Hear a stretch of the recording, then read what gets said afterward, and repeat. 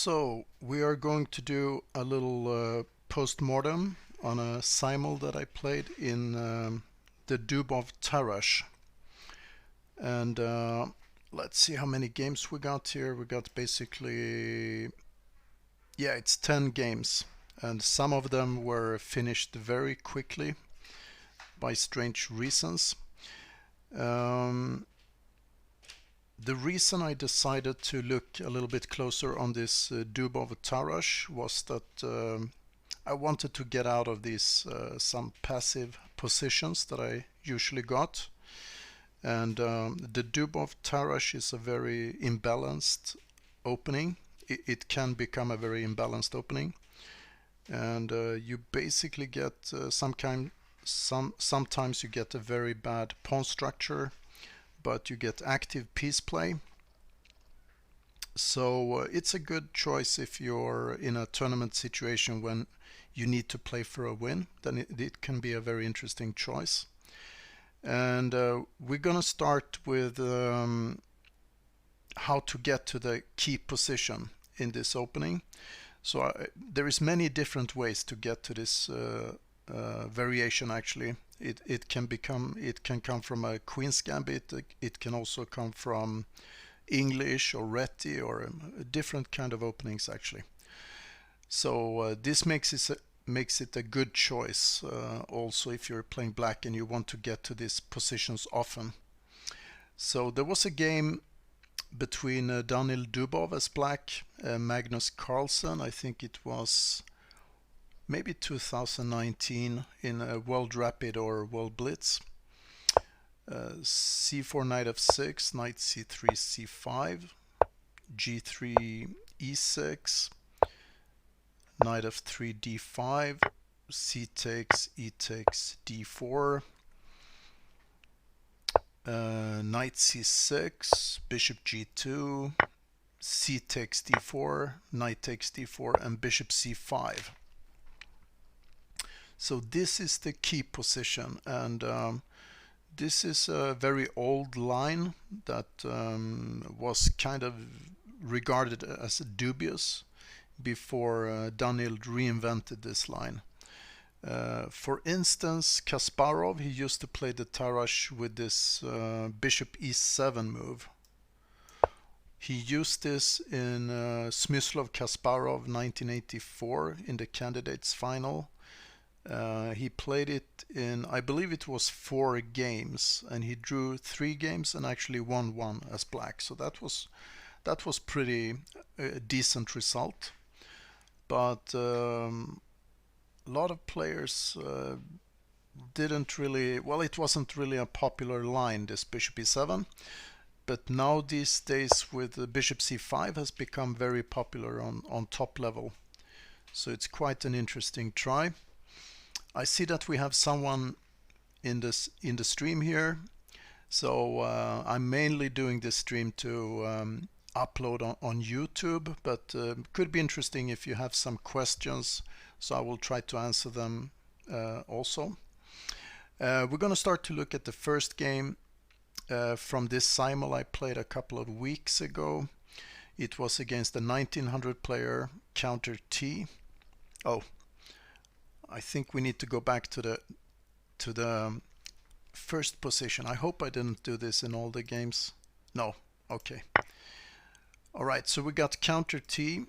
We got the key position, and it's black to move here. So I'll take on d4, white takes on d4, and then I'll play this Dubov move, bishop c5. And there are a lot of different options here, as we will see in these games. Knight b3 is probably the most played move. But a lot of my opponents, they decided to go for this line with knight takes c6. And this is transferring the position or the pawn structure into a hanging pawn's position. Of course, black needs to take back with the b pawn. And usually in this kind of position, white tries to get a grip, tries to get a blockade on c5 square with maybe moves like queen c2, knight a4, placing the rooks maybe on d1 and c1, this kind of stuff. And black's goal is probably to try to push this pawn to get those pawns dynamic, like a dynamic duo on d5 and c5. But yeah, I think black is kind of comfortable in these positions. And in this game there was short castle. I did buy the Chessable course by Irvin Lamy, and against this setup with well, it was actually, I think he was discussing a setup with e3, and then I'm supposed to go short castle and bishop g4, and black should be very comfortable. This game was a little bit different because white played b3, which is maybe a little bit slow. White can still go with this plan with knight a4, queen c2, but b3 takes a little bit of time. And yeah, rook e8. You need to play very active here. I mean, it's the same thing if you have a IQP, isolated queen pawn position. You need to play very active with the pieces, because usually this kind of pawn structure is not very good for an endgame. So you need to try to keep the game going, not trade too many pieces, keep the game in the middle game phase. So rook e8, knight a4, bishop b6. According to computer, I could also have tried bishop d6, which felt a little bit awkward because seems like this bishop is biting in granite, but it's also preserving the piece, and it can sometimes, if the bishop goes to b2, maybe white plays rook e1, then white can play the bishop back to b4 with some activity. Yeah, so we had the following position, and black's goal here is probably to try to straighten out the pawns, try to go c5, maybe even d4. The problem is the rook on a8. I decided to continue with the rook a7. The computer also thinks that you can play the same idea but without moving the rook, so just put the knight on e4 and try to go c5 and this kind of ideas. But I felt rook a7, then maybe I can go to e7, and then I will try to straighten out the pawns without the rook being a target on a8. Let's see, e3, bishop g4, knight f3, bishop h3. There was not too much. I think I had, actually my opponent had a really good move here because I made a mistake. Bishop g4 is actually a huge mistake by black, because white had the option to actually take on f6, hitting the queen, and then this piece is just falling, so I totally missed it. So that's like a small tactic that I'm gonna keep a lookout for in the future. What was the main takeaway from this game? It was maybe this small detail that I had bishop d6 instead of bishop b6 here, but it's quite difficult because if white plays knight a4 here immediately, I still think bishop b6 is the recommended move. So it's just, maybe it's because when this pawn goes to b3 and you keep the bishop on d6, then sometimes you can hit those slightly weak and dark squares. b3 maybe sometimes goes to a3 as well, so maybe that's the difference. We're going to move on to game number 2, chapter 3. Yeah, if you have any questions about this opening, so just fire away, and we can answer them live here on the stream. That would be fun. And this is quite a new opening for me, so I'm not too much into the details yet. This is why I do this kind of simul and also analyze the games afterwards. So let's see what we got here. We got c takes d4, knight takes d4, and the key move is bishop c5. And we also see in the database that there is Magnus, there is Daniil Dubov, Anish Giri. So a lot of top players are trying out these interesting lines. In this game, white played e3, which is basically blocking the bishop from developing. So it's not a very active response. Could also lead to some potentially weaknesses on the king side with the light squares, with all those pawns placed on dark squares. But mainly it's blocking out this bishop from getting an active role.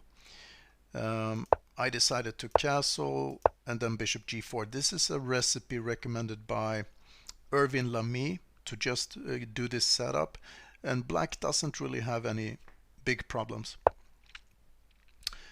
But this was quite an interesting game because after this move f3, I was thinking about what to do here because I was considering bishop h5. f3 doesn't feel like a good move, but it's also, you need to have a concrete response. So bishop h5, I was worried about g4, bishop g6, and then maybe f4, and this bishop felt a little bit under pressure. But according to computer, it's totally fine, and I can even play something like bishop e4, and just slightly better for black probably. I decided to play bishop c8, which was probably not that accurate. Actually, a better move would have been to play bishop d7 here. There are some, we could go back maybe in this position. When you play bishop c5, there is ideas of playing knight b3, hitting the bishop. This is the most common move in master practice. And then after bishop b6, white can take this pawn. So this whole line is basically a pawn sacrifice, but usually black gets totally fine play after bishop e6, and I think he has pretty good compensation for this pawn. He could even play the end games here. I think it's knight takes b6, queen takes d1. I hope, I'm not sure, maybe I'm not correct. Let's see what is the main move here. You're supposed to play bishop e6. Yeah, I'm not totally sure, but at least these kind of lines are very common in this system. So after this move f3, I was actually supposed to play bishop d7 according to the computer. If white goes bishop e3, bishop e6, knight takes d5, and you can even trade one time and then play bishop b6, this kind of positions, because after take, it's very difficult for white to get his pieces out. I mean, this bishop is blocked, this bishop is blocked by these two pawns, and yeah, it's not very easy for white to get some kind of coordination. The only positive for white is that he's a pawn up, but the computer says it's actually quite a big advantage for black, even though we're in an endgame with a pawn down for black. So that's quite interesting. And the reason I didn't play bishop d7 is probably because I'm a little bit unexperienced in this line. But knowing those common ideas that you can sacrifice a pawn in the main line, I probably should have seen the similarity here to just the same idea, to play bishop d7 and give up the d5 pawn, but I totally missed that. So this was one of the more interesting ideas that I saw. And let's see how the game continued here. It's all concluded in a draw pretty fast. King h1, rook e8, e4, d4, knight f4. I think my opponent offered a draw, and usually when I play simuls, I don't mind taking a draw early on, because usually I play 10 opponents, so that's pretty good to get some of the early results in, and then I can focus on the rest of the games. The next game I played against Chess Perch. So we have the same key position. Knight takes d4, bishop c5.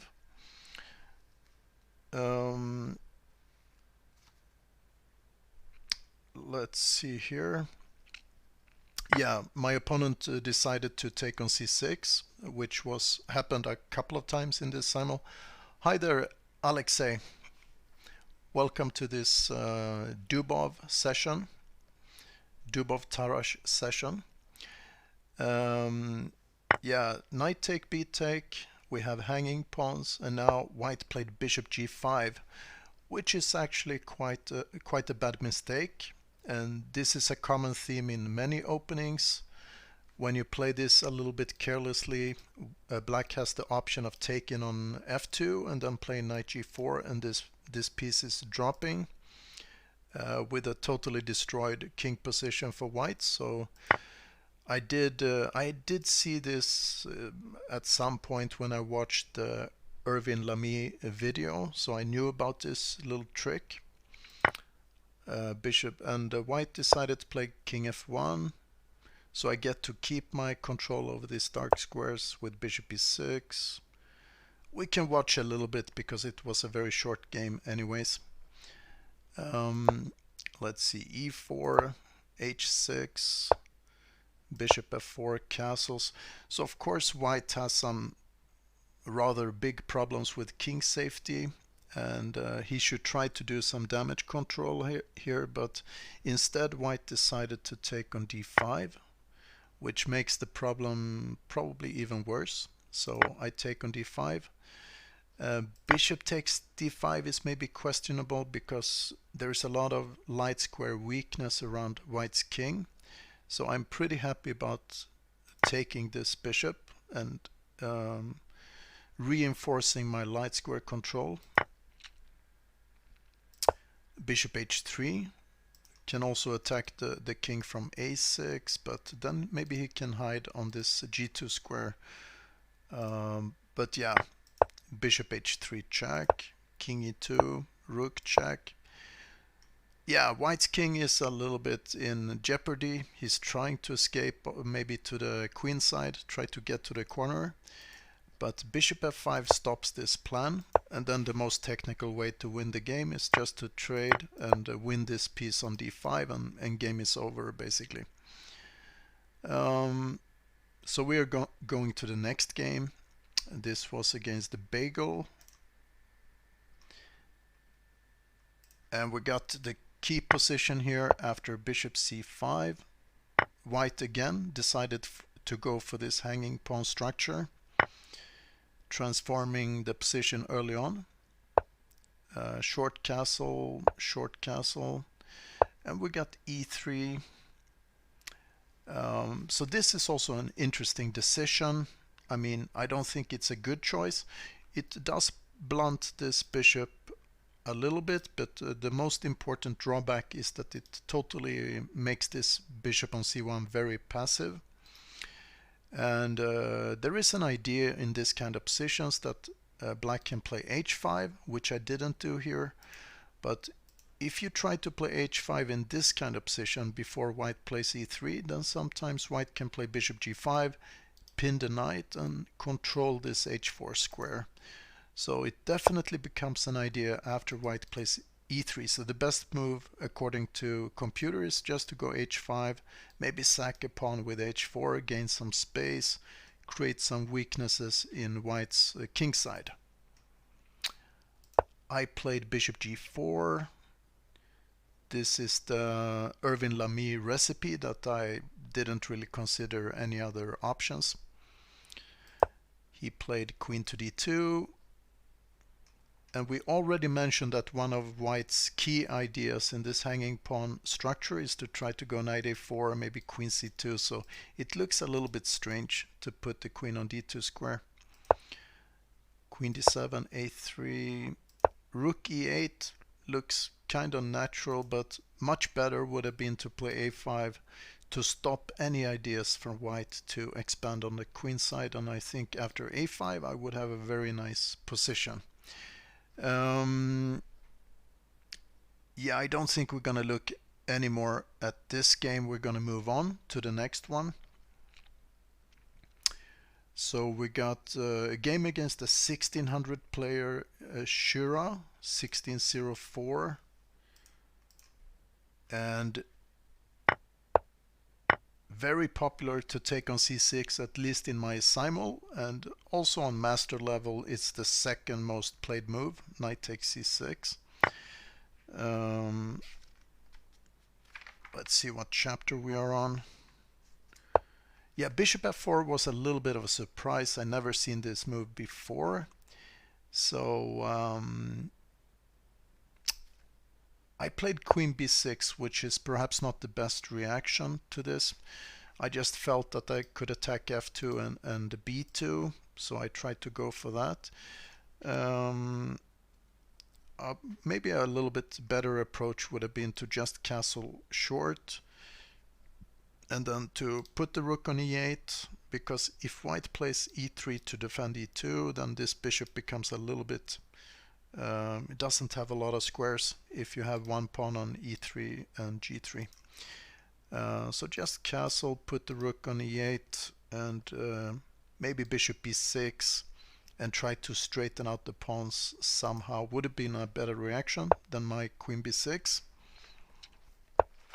So white castled, and I went all in with knight g4,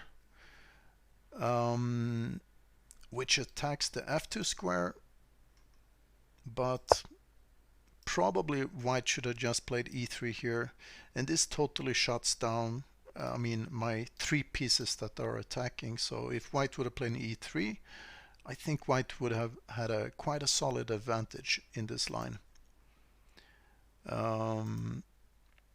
So I don't know if we're gonna look too much on the continuation here.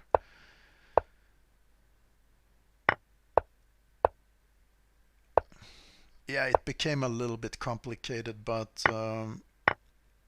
this was a huge mistake. Rook d1. I could have played knight f2 immediately. I decided to play bishop e3 first and then knight f2, but yeah, it was a huge advantage for black, so we're not really gonna look at this. And also queen b6 was not a good move, so it's not maybe an interesting continuation for the value of this line. We're going to move on to game number 6, chapter 7. Yeah, here we have I think it was the first time in the simul that an opponent actually decided to play the main move, knight b3. Yeah, I played bishop b6, short castle. Of course, white can take here, which is maybe not so popular. In the database, master database, I have 68 games with castle and only 7 games with knight takes d5. If we go below master level, then it's a little bit more common to take the pawn, which is basically what black is hoping for in these lines. But short castle. So I think it's a good idea to push this pawn. I decided to play d4, gain some space. We're not really worried about white taking this pawn at some point, because in many lines we decide to give up the pawn for activity. So sometimes you can also damage white pawn structure, but maybe by pushing it. In this game the most common is knight a4, but my opponent decided to play knight e4. We can also look at knight b5, which is routing the knight to attack d4, which is a little bit interesting. But then I could have played castle. If bishop takes c6, I'll take back.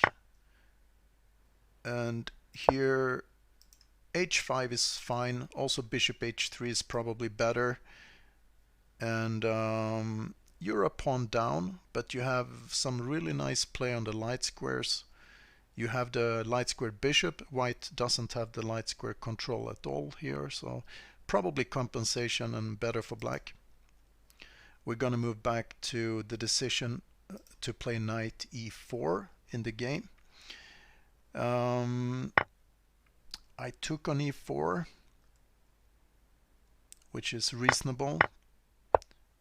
Then I played h5. It's a little bit the same here. If I would have the knight on f6, it would be difficult to play h5 because of bishop g5 controlling h4, as I mentioned before. But here I felt that I could actually try this idea. Another idea would just to play bishop h3, which is very solid, and then just castling. So, but the h5 is quite interesting, so I decided to do this. Bishop h3, bishop g2. So this game finished quite, it was like a 15 move game, so I guess we can look at the final moves here. I managed to pull a little bit of a trick at the end. So king g2, I played d3, bishop d2, castling long, giving this d3 pawn a little bit extra support, and I can always play king b8, and I think in general black's king is safer than white's king here with this h4, g3, h5. Rook c1, g5 is quite thematic in this kind of positions. Hi there, Chigalko. Okay, g5, white played a4, trying to get some play on the queen side. I decided to open lines against white's king, which is thematic in this opposite side castling positions. White played a5, queen d5, queen f3, and yeah, white resigned before I got a chance to play. This h3 move here would have been quite decisive, so nothing much left there. We're going to move on to game number 8, which wasn't very interesting because the game finished after bishop c5, knight takes c6, and white timed out on the clock. So yeah, when I did the simul, I put in the description that it was a preset position in the Dubov Tarrasch. Maybe my opponent missed that information and decided to resign. And the next game was Dafy, who I played a number of times. I don't know how many games, but I played this guy many times. So we have many interesting battles. So we get to the key position, and Dafy wasn't really familiar with this line, so he immediately castled, and the game is instantly over after bishop takes d4. Knight b5, bishop b5. We're not going to continue with this game. It was a 24 move game, but black, I actually managed to win another piece very fast here after queen b6, and this knight is hanging. So yeah, not much to look at in this game, unfortunately. And the last game, so it's also a very short game. Let's see what happened here. Knight a4. Yeah, so this is what white is actually supposed to do in this line. As soon as he takes on c6, he's supposed to try to get a grip with queen c2, knight a4, trying to clamp down on the c5 square, and black is also trying to maybe play bishop e6. Maybe at some point he would like to put these pawns like d5, c5 dynamic pawns. Knight takes, a takes, castle, castle, and white timed out again. So yeah, this was quite a short video. I'm gonna upload it to pawn structures, no, actually to YouTube. I'm gonna to my account pawn structures at YouTube. So if anyone has any questions about the line, I would be happy to answer, because I'm also trying to get a broader understanding of this line. So I would be happy to answer if you have any questions about this little bit odd opening. So thank you very much, and let me know if you think it's a good idea to play this kind of themed simuls. Maybe you have an idea what I should play in my next simul, so would be happy to answer any comments. Thank you very much.